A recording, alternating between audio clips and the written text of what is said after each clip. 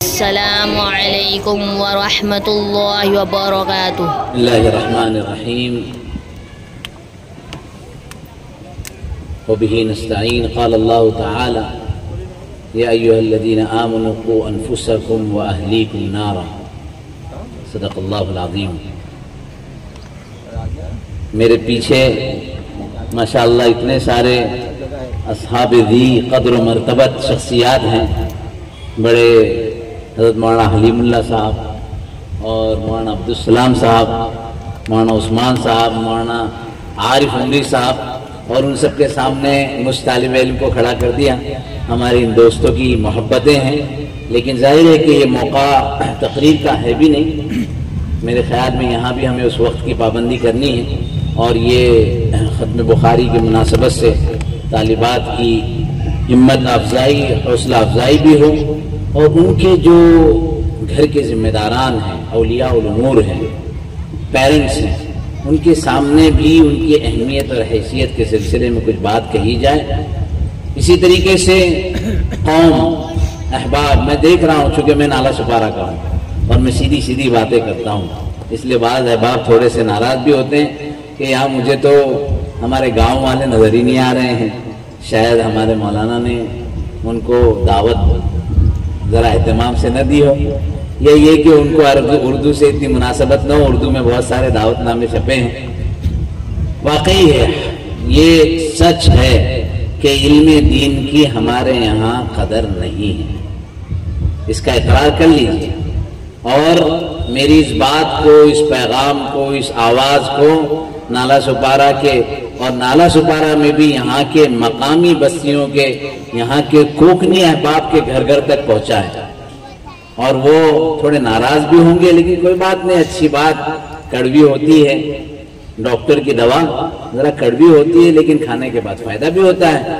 تو علم دین کی اہمیت پیدا کریں۔ اگر کوئی کالج کا پروگرام ہوتا، کوئی یونیورسٹی کا پروگرام ہوتا، کہ کیا شان بان ہوتی ہیں، مدرسوں کے پروگرام کو اہمیت نہیں دی جاتی۔ اب مدرسے کے پروگرام کے پیچھے کیا ہے؟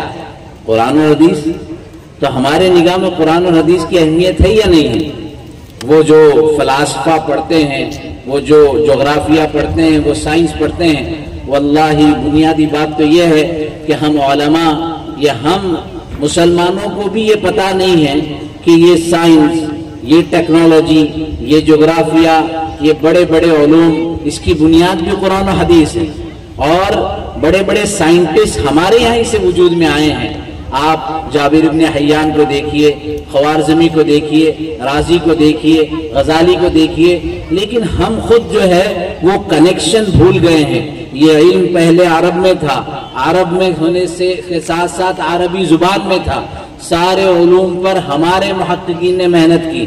پھر ایک زمانہ آیا زوال کا، جیسے آج بھی ایک زوال کا وقت چل رہا ہے، اور اس زوال کے اندر یورپ سے کچھ لوگ وہاں آئے، انہوں نے اس علم کو سیکھا، محنت کی، اپنی زبان میں اس کو گویا کنورٹ کیا۔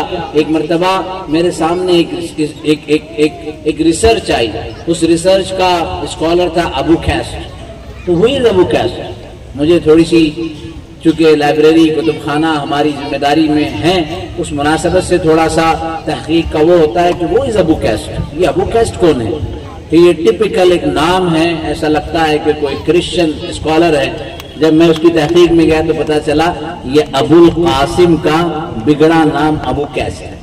جامع مسجد بمبئی میں ایسے ایسے مخطوطات ہیں، 840 سال قدیم مخطوطہ ہمارے یہاں ہیں، طب کے اندر، میڈیسن، ڈاکٹریٹ۔ اب القانون یہ کتاب ہے جو عرب اسکالر کی ہے، آج بھی ڈاکٹر فارغ ہونے کے بعد جب تک اس کتاب کو ہاتھ میں لے کر اپنی جھوٹی قسم نہیں کھاتا کہ میں قوم کی خدمت کروں گا، میں قسم کھاتا ہوں کہ میں قوم کی خدمت کروں گا، لیکن یہ قسم تو واقعی ہم سب جانتے ہیں کہ کس حالت کی قسم ہوتی ہے کہ پھر قوم کی وہ خدمت کیسی کرتے ہیں۔ تو بہرحال یہ علم کی قدر ہونی چاہیے اور اس کا احساس پیدا کریں، اور دوسروں کی بات تو چھوڑے، خود ہمارے گھر والے کئی مرتبہ اگر ایک بچے نے ڈاکٹریٹ کی ہے، ایک بچے نے میڈیسن کیا ہے، ایک بچے نے انجینئرنگ کی ہے، اور ایک بچہ عالم ہے یا ایک بیٹی عالمہ فاضلہ ہے، ہماری نگاہوں میں فرق ہوتا ہے۔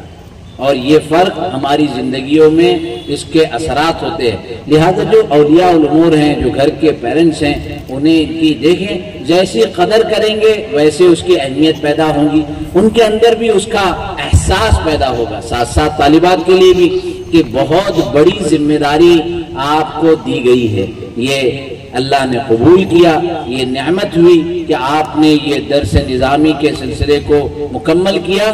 کہتے ہیں ہمارے علماء، ہمارے اکابر ہمیشہ اس بات کی طرف کہ فراغت کا مطلب یہ ہے کہ تعلیمی سلسلے سے فارغ ہو گئے، اب تو ذمہ داری شروع ہو گئی، اب تو کام شروع ہوا ہے۔ اب آپ کے سامنے بہت سارے چیلنجز آئیں گے کہ معاشرے کی برائیوں کو کیسے ختم کرنا ہے، اصلاح معاشرے کے انداز کیا ہونے چاہیے، اور جب گھر کی خاتون، جب بچی اس کام کو لے کر چلتی ہے تو اس کے اثرات بہت زیادہ ہوتے ہیں۔ جہاں تک علم دین آپ کے پاس ہے، اس علم دین کو عملی نظام پر لانے کے لیے آپ کو حکمت کی ضرورت ہے، آپ کو طریقہ کار پتہ ہونا چاہیے، ایموشنل چیزوں کو پتہ کرنا چاہیے، سائیکولوجی اور علم نفسیات کو پتہ ہونا چاہیے۔ یہ ساری چیزوں کو اگر ان کے ساتھ جوڑ کر اپنے گھر کو بہتر بنانے کے لیے، اپنے معاشرے کو بہتر بنانے کے لیے کوشش کریں گے، نتیجہ ہونے میں، نتیجہ ملنے میں وقت لگتا ہے۔ بہت سی مرتبہ ہمارے فضلاء اور علماء بھی محنت کرتے ہیں، سال 2 سال 3 سال مسجد کی امامت میں، یا ہماری بہنوں نے کوئی مدرسے کے طور پر یا کوئی حلقے کے طور پر کوشش کی، نتیجہ نہیں آیا، فوراً دل برداشتہ ہو جاتے ہیں۔ حضرت دل برداشتگی کی جب بات آتی ہے تو میں اپنے دوستوں کو کہتا ہوں، اور میرا خود کا عمل ہے، بہت سارے مواقع پر ایسی حالات پیش آئے کہ ذرا تکلیف ہوئی کہ کیا کرنا چاہیے۔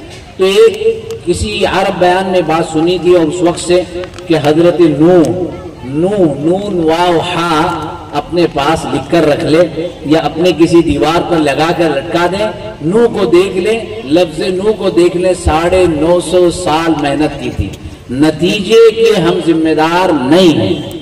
ہمیں تو کوشش کرنا ہے، ہمیں تو جدوجہد کرنا ہے، ہمیں تو محنت کرنا ہے، نتیجہ اللہ تبارک و تعالیٰ کی طرف سے آئے گا، ہماری محنت کا ہمیں پورا کے پورا صلہ ملے گا، اور انشاءاللہ اگر محنت خالص ہوگی اور کوشش خالص ہوگی تو اللہ تبارک و تعالیٰ نتیجے بھی عطا فرمائیں گے۔ لہذا بہت عجلت نہیں کرنی چاہیے، لیکن ہاں ایک کام کی بات کہ حکمت اور اس کے جو طریقے ہیں، اس کے جو انداز ہیں، جیسے ہماری عرب کتابوں میں ایک جملہ الانسان حریص فیما منع، ایک جملہ ہے کہ انسان اس طرف زیادہ متوجہ ہوتا ہے جس سے اس کو روکا جاتا ہے۔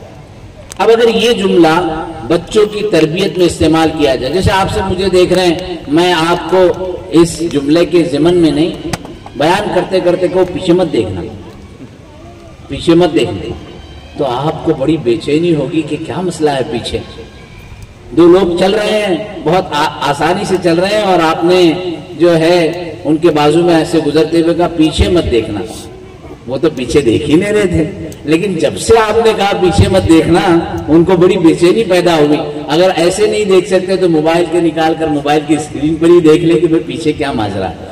تو یہ انسانی فطرت کی بات ہے۔ اگر تربیت میں، اولاد کی تربیت میں عام طور پر کہ یہ مت کیجئے، بیٹا ایسا نہیں کرتے، بیٹا ایسا نہیں کرنا چاہیے، ایسا مت کرو، جتنی مرتبہ آپ نہ کرو نہ کرو نہ کرو کہتے جائیں گے، اتنی مرتبہ اس کی طبیعت اس طرف، اس کام کے کرنے کی طرف مائل ہوگی۔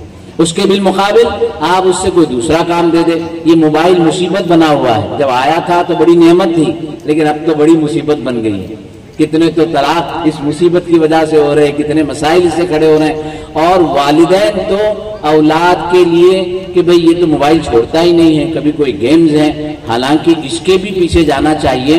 میرا ایک ملک کا سفر ہوا تھا، وہاں ہم نے وہ ادارہ دیکھا باضابطہ، ہمارے بچے جو کھیل کھیلتے ہیں، جو گیمز کھیلتے ہیں، وہ گیمز بنانے والی جو ٹیم ہوتی ہے وہ پورے کے پورے ہمارے نظام اسلام اور اس کے ختم کرنے کے کیا طریقے اور سلیقے اس کو جانتے ہیں، اور اس کی بنیاد پر گیم بنایا جاتا ہے۔ اس کی بنیاد پر کارٹون بنایا جاتا ہے. ہم سمجھتے ہیں گیمز ہیں، کارٹون ہیں، ٹھیک ہے کیا ہے تھوڑا دیر بچے، بلکہ مائیں کھانا بنانے کے وقت بچہ اگر کھانا بنانے میں پریشانی کرے تو اس کو وہ موبائل دے دیتے ہیں کہ وہ جو ہے اس سے تھوڑا جو ہے اپنے وقت کو وہ کرے اور یہ اس طرح متوجہ رہے. تو یہ ساری چیزیں اگر ہماری طالبات جو ماشاءاللہ فاضلات ہو گئی ہیں، فارغات ہو گئی ہیں، اللہ ان کے علم کے اندر مزید برکتیں پیدا فرمائیں اور ان کے علم کی روشنی کو اللہ تبارک و تعالیٰ نہ صرف اس بستی میں بلکہ اور شہروں اور بستیوں تک پہنچائے، یہ دعا ہے. لہذا یہ حکمتیں اور یہ طریقہ کار اپنائیں، انشاءاللہ بہت فائدہ ہوگا. یہ چند باتوں پر میں اپنی جگہ لیتا ہوں. بڑے اکابر علماء موجود ہیں، ان کے سامنے میں نے یہ چند گزارشات پیش کی ہیں. وما علینا الا البلاغ وصلی اللہ وسلم علی نبینا محمد وعلی آلہ وصحبہ اجمعین.